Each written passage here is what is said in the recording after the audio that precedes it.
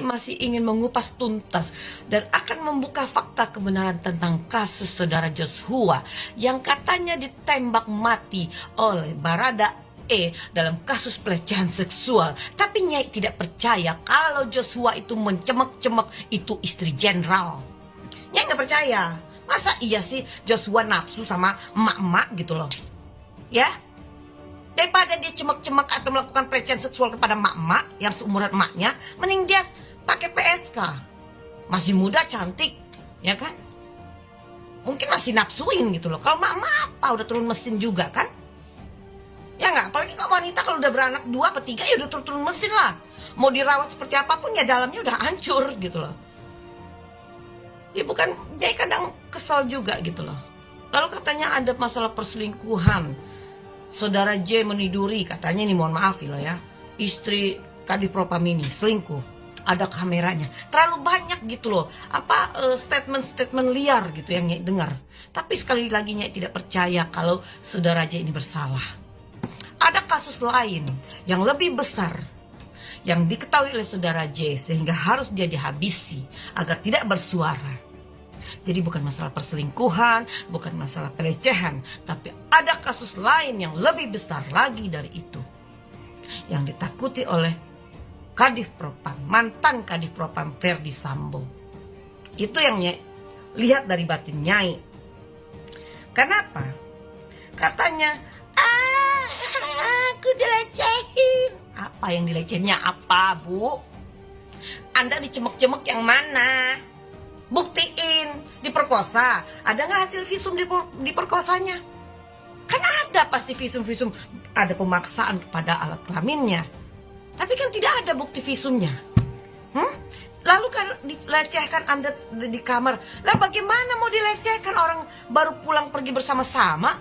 Lalu si bapak kan masih ada di sekitar situ. Di rumahnya juga banyak orang. Nggak mungkin Brigadir J ini berani melakukan pelecehan. Nyai nggak percaya, sekali lagi Nyai bilang Nyai tidak percaya Joshua bersalah dalam pelecehan seksual. Lalu katanya lagi, iya, ini yang Nyai dengar ya kabar-kabarnya nih. Ya karena dia itu ini kurang ajar sama istri komandan. Bagaimana dia mau kurang ajar sama istri komandan? Brigadir J ini aja sedang mengejar karirnya loh. Dia ingin naik pangkat, begitu dia naik pangkat dia mau nikah dengan tunangannya. Nggak mungkin dia melakukan sesuatu yang aneh-aneh. Gak masuk akal, yang cerdas dia bikin senarionya yang biar Nyai nggak bisa menelaah gitu loh, ya, yang cerdas deh gitu loh. Jangan, aduh ini mah kayak drama Korea yang, aduh udahlah Nyai pusing banget dengarnya.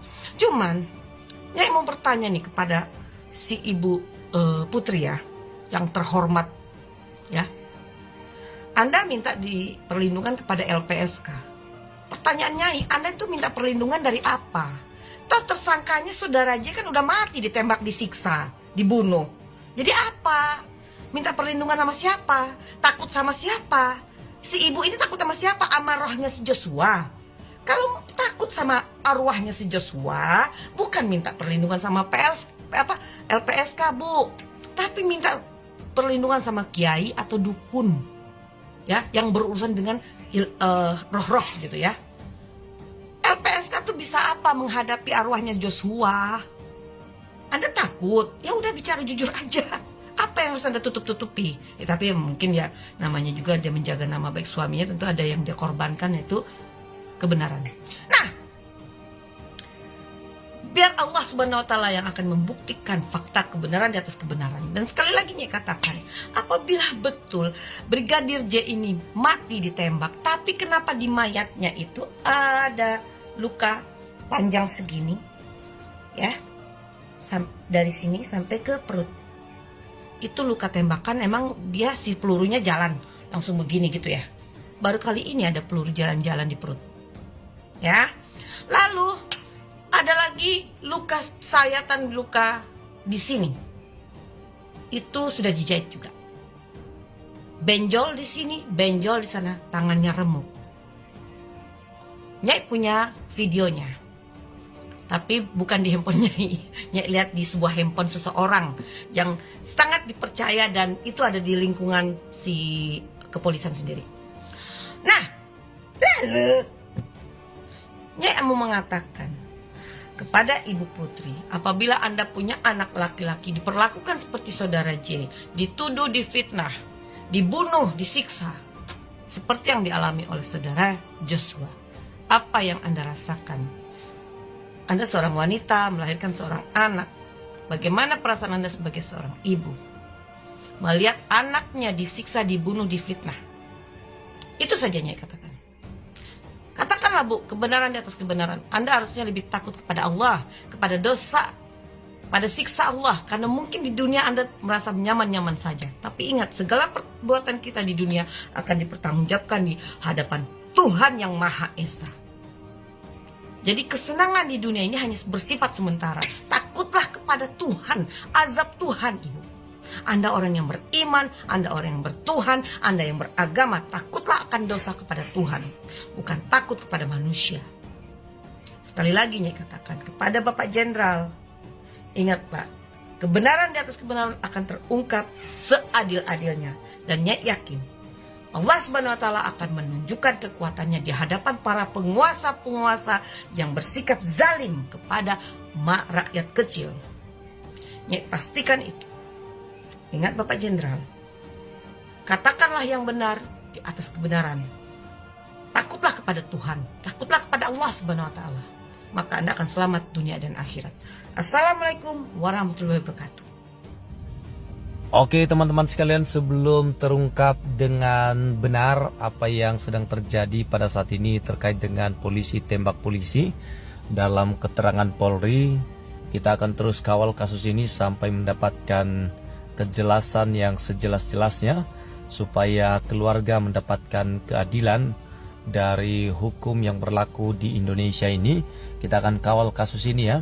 Baik, kita akan melihat berita utamanya. Di sini sudah ada berita subang.com dengan judul disebut tidak akur dengan istri Polwan cantik Rita Yuliana dikaitkan kasus Verdi Sambo, dan juga di sini di GPNN Polri klaim sudah periksa Irjen Verdi Sambo lebih dari sekali. Sang istri tanda tanya. Dan dari TV One, sedikit demi sedikit sosok Putri Chandrawati yang sebenarnya sudah mulai terungkap, istri dari Verdi Sambo. Baik, apa yang disampaikan oleh Nyai Dewi Tanjung sesuatu hal yang menjadi pertimbangan untuk kita cermati bersama, karena memang ada banyak kejanggalan yang tidak masuk akal dari keterangan Polri kepada keluarga dan kepada publik. Nah, kita buka berita ini dari TV One. Sedikit demi sedikit sosok Putri Chandrawati yang sebenarnya mulai terungkap. Ternyata istri Irjen Verdi Sambo itu terkenal di kegiatan ini. Brigadir J atau Nofriansah Yosua Huta Barat, Brigadir Yosua ajudan Putri Chandrawati, istri Irjen Verdi Sambo, tewas setelah terlibat adu tembak dengan rekannya sendiri sesama anggota Polri yaitu Baradae, menurut keterangan Polri. Peristiwa adu tembak tersebut disebut terjadi di rumah Kadif Propam Polri Irjen Verdi Sambo pada Jumat 8 Juli 2022. Untuk diketahui, Brigadir J atau Brigadir Yosua merupakan anggota Bareskrim yang ditugaskan sebagai sopir dinas Putri Chandrawati, istri Kadif Propam nonaktif Irjen Verdi Sambo. Sementara Baradae adalah anggota Brimob yang bertugas sebagai pengawal atau ajudan Kadif Propam Polri Irjen Verdi Sambo. Berdasarkan hasil pemeriksaan dan olah TKP aksi adu tembak maut itu disebut bermula saat Brigadir J atau Brigadir Yosua memasuki kamar pribadi Irjen Verdi Sambo. Menurut keterangan Polri, di kamar itu Brigadir J atau Brigadir Yosua disebut melecehkan istri Kadif Propam Polri yang kemudian berteriak minta tolong. Adapun Baradae yang mendengar teriakan itu pun langsung menuju lokasi bersuara berasal. Singkat cerita, Brigadir J atau Brigadir Yosua justru melepas sejumlah tembakan ke arah Baradae yang datang sebanyak 7 tembakan, tetapi satu pun tidak mengenai Baradae, dan ini menjadi pertanyaan publik. Seorang sniper yang sudah terlatih tidak bisa menembak dalam jarak dekat, itu menjadi tanda tanya. Kemudian Baradae pun lantas membalas tembakan itu hingga menewaskan Brigadir J atau Brigadir Yosua dengan 5 tembakan